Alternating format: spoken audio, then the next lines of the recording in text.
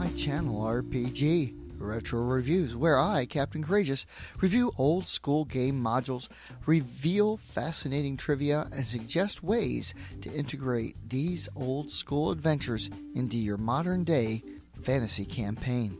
This week, I'm taking a look back at the now legendary First Edition Advanced Dungeons & Dragons module Q1, Queen of the Demonweb Pits, released with much anticipation and some controversy after a long 2-year wait as a sequel and conclusion to the popular D series Vault of the Drow. Queen of the Demonweb Pit stands as TSR's first published module to explore an alternate plane of existence. I find Q1 to be one of the most fascinating modules I have ever reviewed, not only for its unique and innovative content, but the background story related to its publication as well. For this reason, I'm going to divide this video into 2 parts. In part 1, I'm going to delve into the historical context of the module and how a 7-part module series begun by the creator of the Advanced Dungeons & Dragons game Gary Gygax actually ended up in the hands of one of TSR's artists, David Sutherland.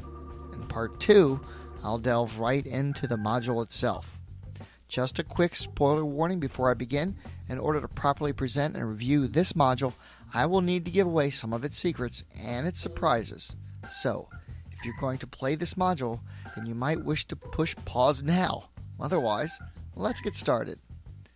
Queen of the Demonweb Pits was released in 1980, a full 2 years after the release of D2 Vault of the Drow. The reasons for this long delay are a bit clouded, but as I've said in previous videos, the period from 1977 to 1979 was Gygax's greatest period of module publication, and in addition to that, Gygax was also finishing up the Advanced Dungeons & Dragons Dungeon Master's Guide. While many consider Queen of the Demonweb Pits a true innovation in module design, it was a bit controversial at the time for several reasons.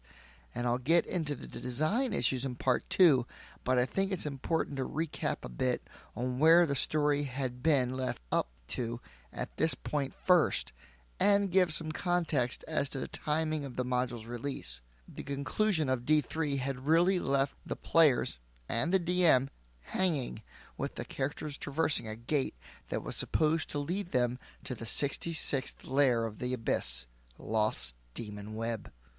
Overall, however, this module has problems, lots of them, and will require some work by the DM to make for an interesting conclusion from what's come before. I'm going to address these point by point, but I also want to talk about the behind-the-scenes story, specifically why David Sutherland is the author of this module and not Gary Gygax. So I'm going to discuss that first, and then I'll go into the details on the module itself. The expectation was that Gary Gygax would write the conclusion to his series. After all, he had written the previous 6, G1 to G3 Against the Giants, and D1 to D3 Descent into the Depths of the Earth, and Vault of the Drow. That preceded this one. So it was a surprise to many that venerable heretofore D&D artist David Sutherland was the author, not Gygax. David Sutherland is of course best known for his many artistic contributions to the early days of Dungeons & Dragons. David's most notable work includes such classics as the cover of the first edition Dungeon Master's Guide, the Monster Manual, the adventurers confronting a dragon on the Holmes box set, the isometric maps from Ravenloft, as well as cover and interior artwork from many classic Dungeons & Dragons modules. In the introduction to the module, Gary explains it this way. As this is the last of a series of 7 modules, 6 of which were authored by me, you might well wonder why this one was done by David Sutherland. The explanation is simple. About 2 years ago, I laid out the outline of the action for this whole series, and over the next 6 months wrote as many modules. The last was the crowning piece, of course, and it was left aside until a considerable period of time could be spent addressing it so as to assume that the Demon Web was, in fact, something special. In the meantime, I had to get busy finishing the Dungeon Master's Guide, already behind schedule because I'd spent time on module design. As I was reviewing my ideas for Demonweb, it suddenly struck me that what I had sketched out was far too similar to another module, rough, I was committed to, the Temple of Elemental Evil, the final part of the village of Hamlet. Now I was faced with a true dilemma. Finishing a module from an outline is not a difficult task. Creating a whole new setting is, and that was what was required for one or the other of the modules I was committed to. Then, one day, as I was talking to Dave, the quandary was resolved. He showed me an idea he had for a dungeon level. And what a level! What an idea! This, I told him, was the perfect setting for the Demonweb, and straightaway placed the entire project into his capable hands.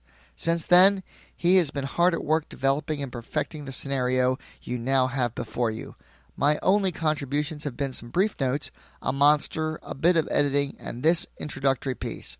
I am certain that you will find Demonweb to be a superior design, and Dave deserves all the credit. It is a fitting climax of and culmination for the other adventures in the series. Demonweb is remarkably innovative and imaginative. Take a look now and see if you don't agree that it is special indeed. Guaranteed to give your players unsurpassed challenge. This module is truly for the expert player, and ability, not character level, will be the telling factor. Enjoy! Gary Gygax, March 1980. It turns out it was not so simple. That Gary was just putting on a good face for the company and to promote a product. As decades later, Gary would tell a completely different story. While the links are no longer available, his discussions on EndWorld are highly documented, and his real opinion on Q1 can be found there, replying to several posters. Gary writes, "I did not write Q1, nor did I approve of it. Complained to the Blooms, for they insisted on publishing it against my objections. As for the chief antagonist, it was meant to be Alclavdra on behalf of the Elder Elemental God, with the minions of Loth, not the demoness per se, being second and a counterweight to the former as noted. The latter will fight against the Eelserves and tolerate for a time the presence of a PC party that is discommoding their foes." In another post he writes, "Ah well, I had what I consider a much more interesting plan for the conclusion of the G-to-D series, one in which the PC party could loose the Elder Elemental God or send him into deeper isolation, thus assisting Loth to become more powerful. By very astute play, they could have thwarted the designs of both evil entities. The Demonweb pits were indeed envisioned as maze-like, but there were to be no machines therein." In this post, Gygax is referencing the final confrontation with Loth and her Loth ship, which I'll get into detail about in Part 2, but let me quote Gary one more time in regards to Dungeon Magazine naming the GDQ, Queen of the Spiders supermodule, the greatest module of all time. He writes, "Somehow, I don't believe that it was done by the veteran OA D&D audience, for I have received far too many comments panning the Q1 module, and it is worth noting that the rating was given for the module combining its predecessors, G1-3 and D1-3, not just Q1. If the Abyss is a maze on a towel, I am at a loss, completely overwhelmed."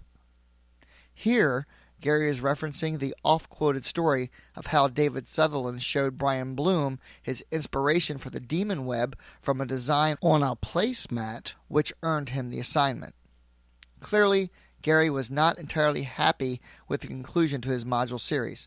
Unequivocally, the GDQ series of modules laid down the foundations for what was going to become hallmarks of Dungeons & Dragons: the Underdark, the Drow, Loth, the Temple of the Caltella, planar travel, and on. The core issue with Q1 is that it does not conclude the story Gary started. As I said in my review of D3, Vault of the Drow, the story here was Alclavdra, the House of Eelserves, and the Elder Elemental God. It doesn't help much that this plot thread was hardly discussed in Vault of the Drow. But if one considers that it was still in the back of Gary's mind, and it was his plan all along to revisit it, that the plot would resurface in a big way when he finished the series, you could, looking back and taking the whole thing in context, forgive him for such oversight. However, Sutherland completely ignores it, in favor of a final confrontation with Loth in the Abyss. Thus, instead of a finale filled with intrigue and political machinations, as is appropriate for characters of the level indicated for the module, one is left with a rather tropish traverse the maze, find the secret lair, kill the big bad guy in a boss fight conclusion, which, given what has come before, seems somewhat anticlimactic.